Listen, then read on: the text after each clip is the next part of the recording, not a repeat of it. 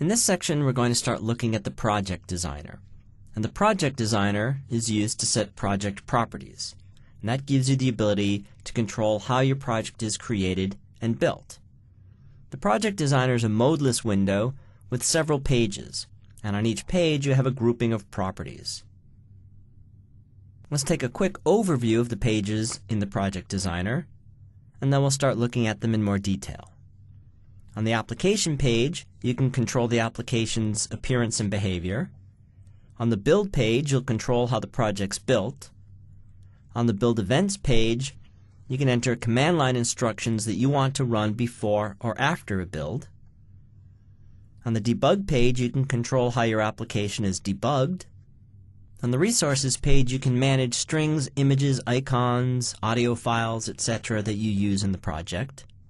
On the Settings page, you can add application and user properties that can be accessed at runtime. And on the References Path page, you can control where Visual Studio looks for assemblies that you might want to reference. There are some other pages in the Project Designer, but they're out of our scope. These are the ones we're going to focus on in this course. Let's start with the Application page. The Application page is where you go to control application-level properties, such as the assembly name, which will be the name of your compiled application, whether it's an EXE or a DLL. You can set the root namespace property here, and that's going to determine what the primary namespace is for the project. And namespaces are ways of organizing classes. And since your project is basically made up of classes, you'll need to have a namespace. You can specify an icon to use on your assembly on the Application page, and you can control the startup object, and that determines which code runs when you launch the application. From the Application page, you can get to the assembly information. You click the Assembly Information button, and then there's a dialog box, and in that dialog box you can set informational properties for the assembly, such as the title, the description, the company, the product, the copyright, the trademark, etc. And you can also set from here the assembly version and the file version. And this information is all going to be stored in the assemblyinfo.cs file in your project. Let's go see a demo of working with the Application page and setting application-level properties. I have the Project Settings sample application open. The application doesn't actually do a heck of a lot. It has a single form named Switchboard, and it has a bunch of buttons. And these showcase some properties that we'll set in a later section. So right now what I really want to do is just work with the properties of the project. And to do that, I'll use the Project Designer. There are a couple of ways I can get to the Project Designer. One is I can select Project and then Project Settings, which is the name of the project, Properties. And that will take me into the Project Designer. As a shortcut, I can double-click on Properties. That will also take me in. You can see on the left the various pages, Application, Build, Build Events, Debug, etc. And we're going to be looking at most of these in this and the next couple of sections, but not all of them. For now, we're going to start out looking at the application properties. I'm going to unpin this and get as much screen real estate. There we go. So here's what's in the Application page of the Project Designer. When I created the project, I called it Project Settings, so that becomes the default assembly name and also the default namespace name. The assembly name property is what the compiled application is going to be named. So when I build this project, I'll have a file named projectsettings.exe. So if I want this to be named something else, then I can change the assembly name. The default namespace, which is also by default set to Project Settings, tells me what the product's primary namespace is. And that's going to show up in, for example, forms. So if I view the code on this form, it's in the namespace Project Settings. And then every form and class within this project will by default be in the same namespace. Now I could certainly overwrite that, but that's where I get the default. And you probably know that namespaces are used to organize .NET Framework classes. So for example, Windows Forms controls are in the system.windows.forms namespace, ADO.NET classes are in system.data, so the classes in my project will be in the project settings namespace. And if I wanted to, I could call my namespace our green dot project settings. So your namespace can be multiple words broken up by dots. I'll just leave this as project settings. The next thing I can do in the application tab is target a framework. Now the .NET Framework version 3.5 ships with Visual Studio 2008, so when I create a new project, that will be the default framework. However, I can also select from this drop-down list 3.0 and 2.0, and this gives me the ability to do a couple of things. The first thing I could do is import an application that was built with the previous version of Visual Studio. So if I built a project in Visual Studio 2005, that would be targeting the 2.0 version of the framework. I could then open that project in Visual Studio 2008 and continue to target the 2.0 framework. Or if I wanted to, I could upgrade it to target the 3.5 framework. And what being able to target the framework gives me the ability to do is open a project built in the previous version of Visual Studio 2005, and then I can choose whether to continue targeting the 2.0 framework or the 3.5 framework. Being able to target the framework gives me the ability to open a project built in the previous version of Visual Studio and then determine which version of the framework I want to work with.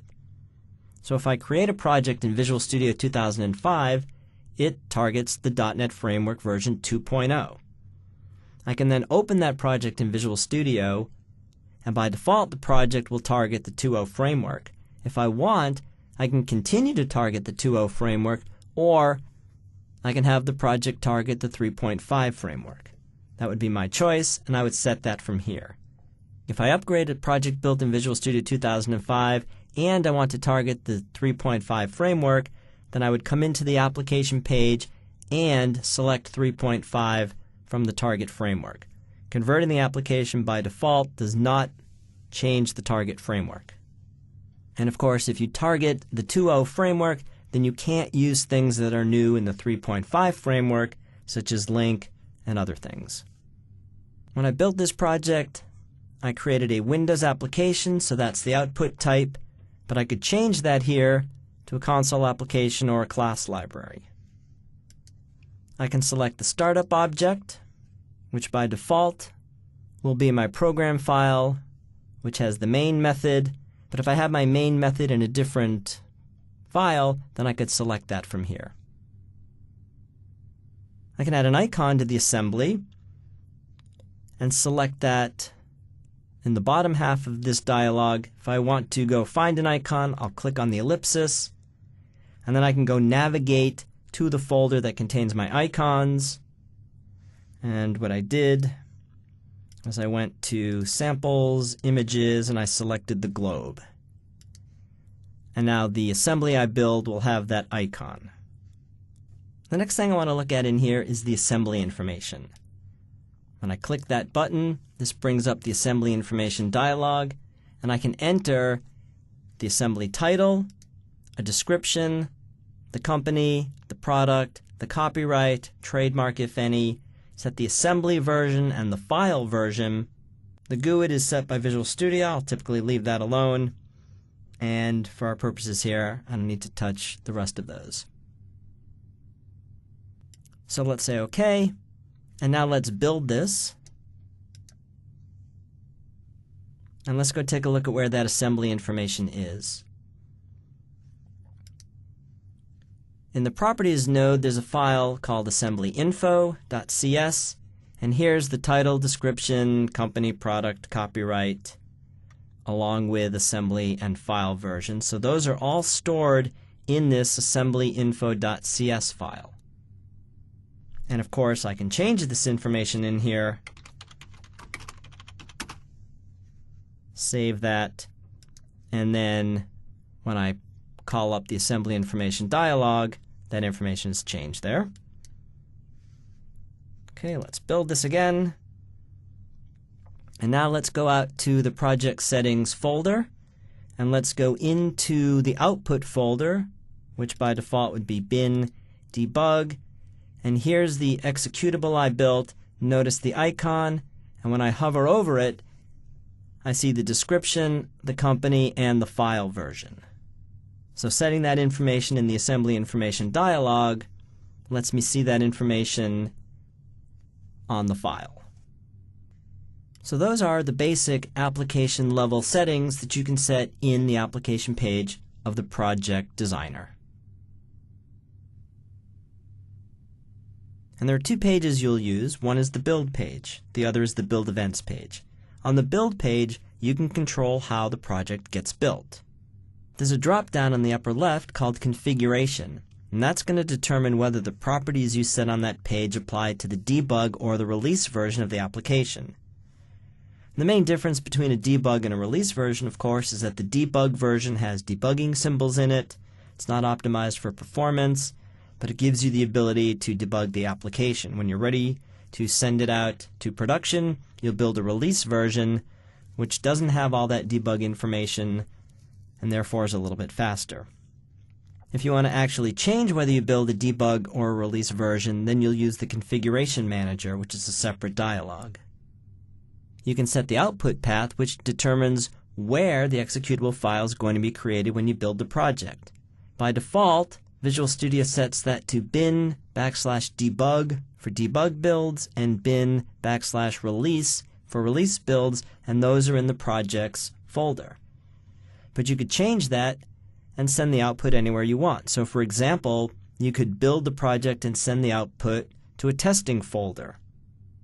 And you can use conditional compilation to set conditions on when you want code to be compiled. So for example, you might have some code that you want to run in the application when you're testing. So you have a couple choices. You can include that code when you're testing, and then when you release, comment it out, but all of that code's still in the executable.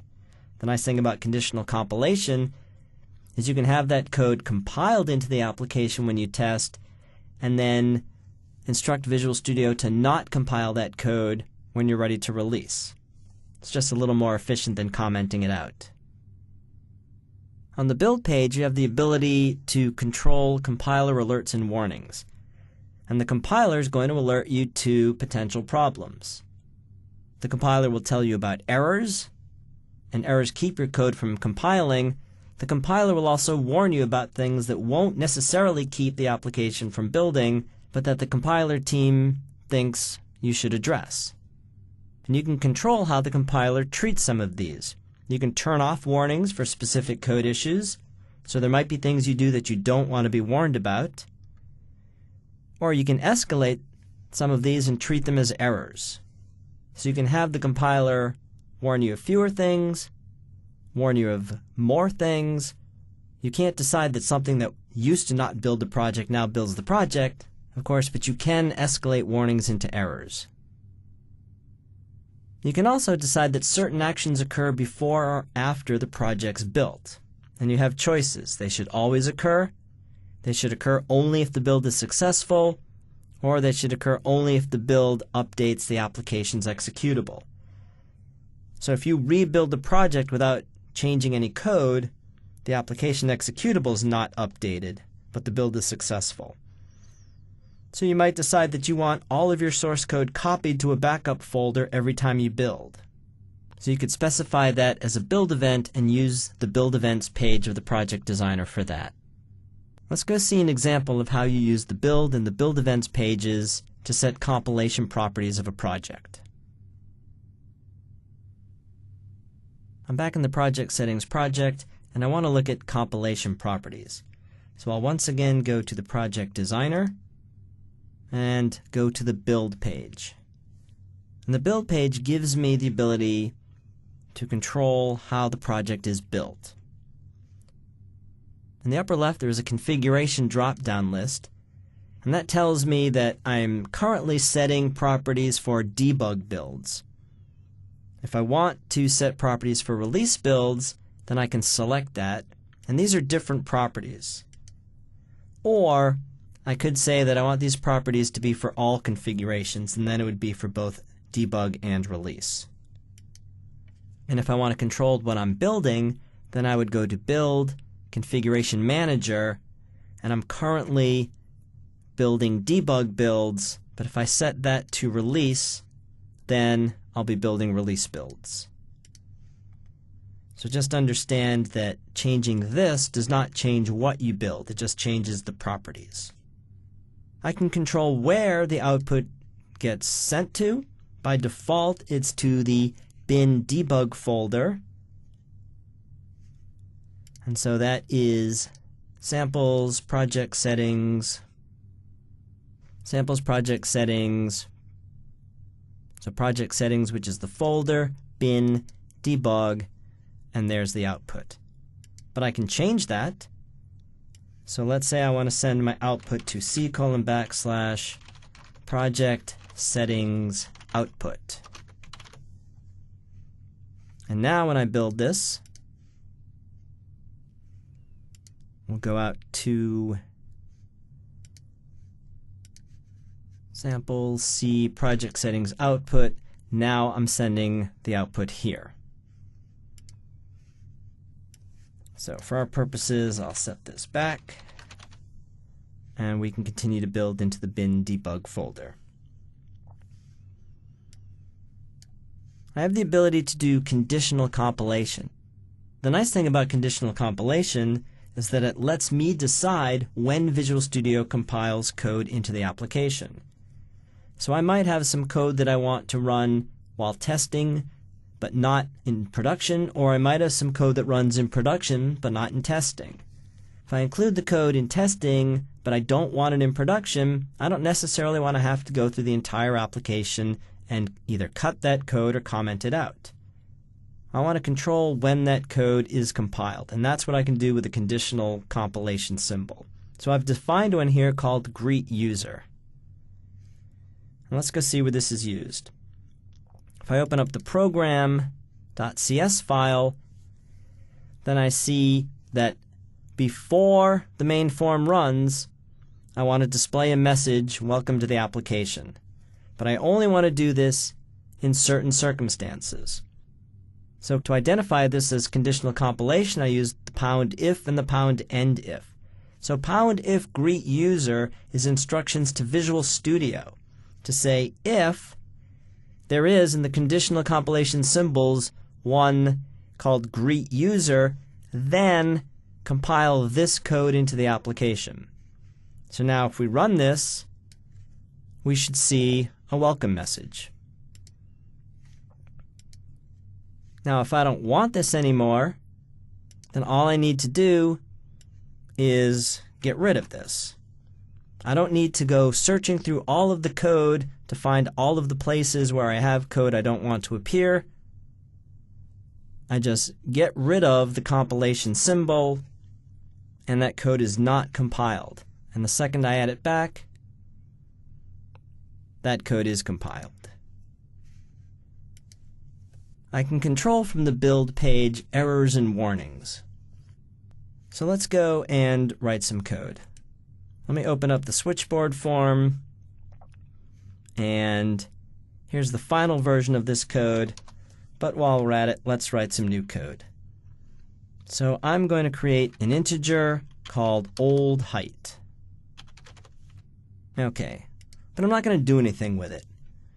Now when I build this project, the project builds. There's nothing wrong with that code. There's no reason the project can't compile with that code, but notice that there's a squiggly underneath this, and it tells me that the variable is declared but never used. And if I come and view the error list, I'll see that I have a warning, and that's the same warning. The variable old height is declared but never used. Now I get to decide how I feel about this. Do I want the compiler to tell me that I've declared variables but I've never used them? How serious do I think that is? Maybe I don't want the compiler to ever tell me. Maybe I want the compiler to throw an error. So let's see how we can do both of those. I get to decide how serious this becomes. So I'll go back into the project designer, and the first thing I want to do is I want to tell the compiler to stop telling me about this. So I want to suppress the warning. And I specifically want to suppress warning number 168. Now, how did I know that this is error 168? Not by looking in the error list, but by going into the documentation. And in the C# reference node, I can go to the C# compiler errors node, and then I can see all of the warnings and errors. So I've not told the compiler, don't warn me when I've declared a variable but never used it. So now when I build the solution, I have no errors, I have no warnings, and there's no squiggly under that. Well, that's one extreme. Maybe the other extreme is I want to make sure that I don't have any of these in my code. So I want to treat this warning as an error.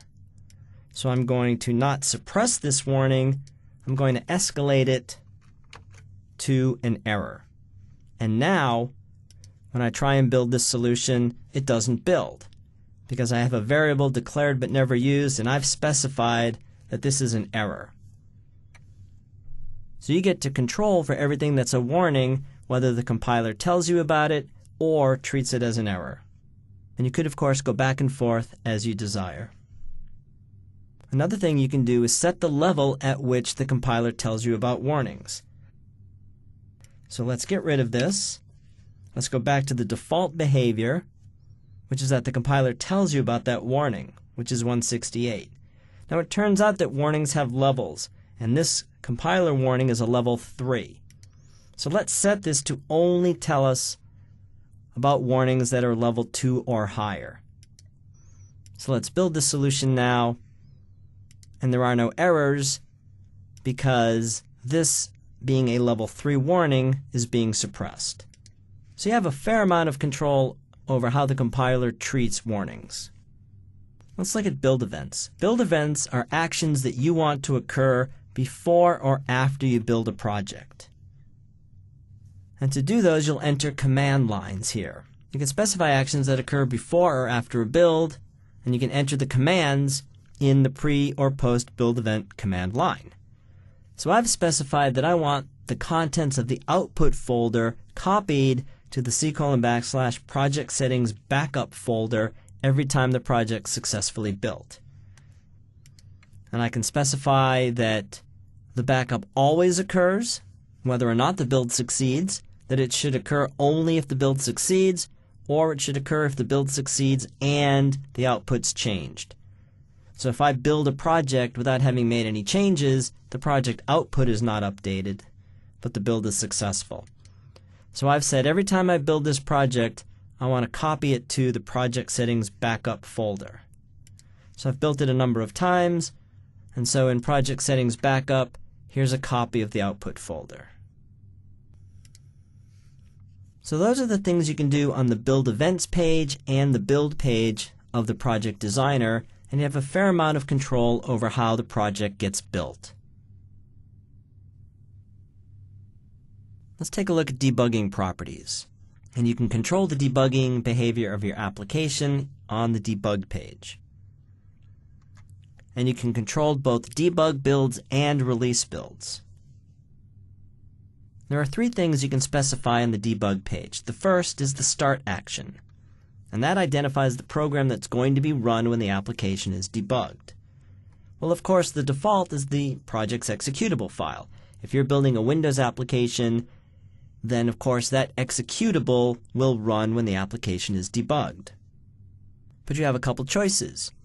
You can check the Start External Program radio button and specify some other program start. So this would be a good way to basically create a test harness for a class library. So your project is a class library project, you're building a DLL, it's called by an executable.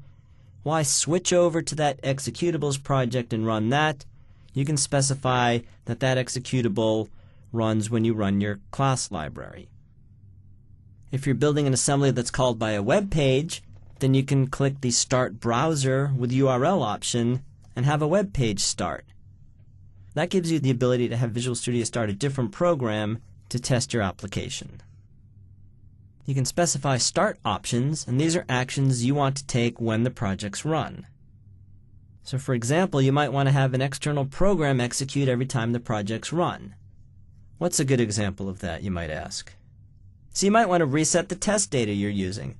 Maybe you have a SQL utility that cleans out a SQL database and rebuilds the test data. Or maybe your application creates files that exist in a folder. When you run the application, you want to clean out that folder. Or you might want to change where the project runs. You can change the working directory to have the application start in a different folder. So you might have an application that reads XML files from a folder, and you want to test two different types of files. You could change the working directory to have the application start in a different folder, and therefore it could read separate files. Or you might have separate folders for debugging and testing. So for example, you test your application in the testing folder and then run it from where it's going to run on the user's computer when it gets installed. You can also set up remote debugging and debug an executable running on a different computer. So you want to test how the application runs on a production computer. You can build the application and then run it from your computer, but run it on a separate computer. And then finally, on the debug page, you can enable debuggers. If you're calling COM components in your application, you can turn on unmanaged code debugging. If you're writing SQL Server stored procedures, you can turn on SQL Server debugging. And you can enable the Visual Studio hosting process, which is turned on by default, and that improves the ability of Visual Studio to debug your application. This is the main form of the project settings project. And when I click the Get Day and Time button, I'm going to get the day and time. Not from this computer's clock, but I'm going to get it from the time library assembly, from the time teller class in the time library assembly. And I have a reference set to time library. And time library, again, an external assembly with a time teller class, and it has a get time and get date method. So when I run this, I can get the day and the time. Okay. Well, let's go look at the code in time library, because it's not in this project. So I'm going to open a different project, and it's time library. And here's the time teller class. So it, of course, is very elegant code to return the local time and the date. Very simple code, but it'll serve our purposes here. So now as I'm working on this class, I want to be able to test it. But of course, if I run this, what's going to happen? Well, this is a DLL. What executable starts to run a DLL? By default, none, so I would get an error. But what I can do is go into the debug page of the project designer,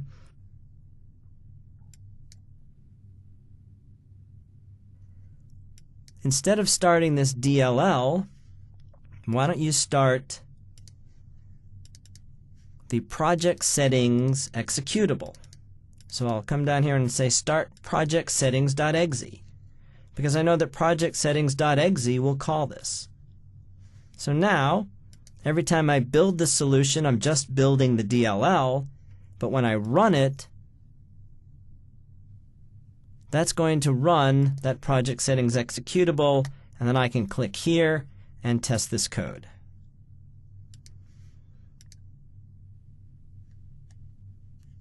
And so if I want to make a change to this,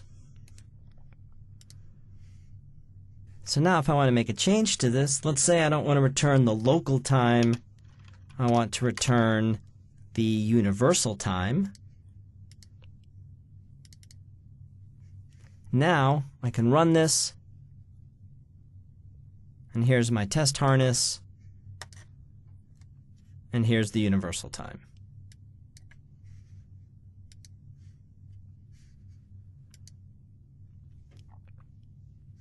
Other things I can do on the debug page are, if I wanted to call this DLL from a web page, I could select Start Browser with URL and enter the URL.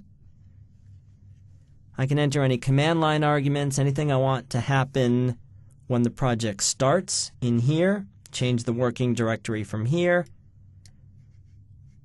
If I'm calling COM components, I can check Enabled Unmanaged Code Debugging.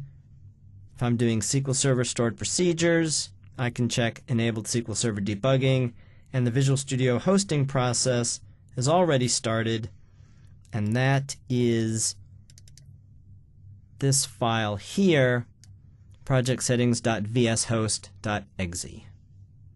So that shows you how you can control the debugging behavior of your application in the Project Designer.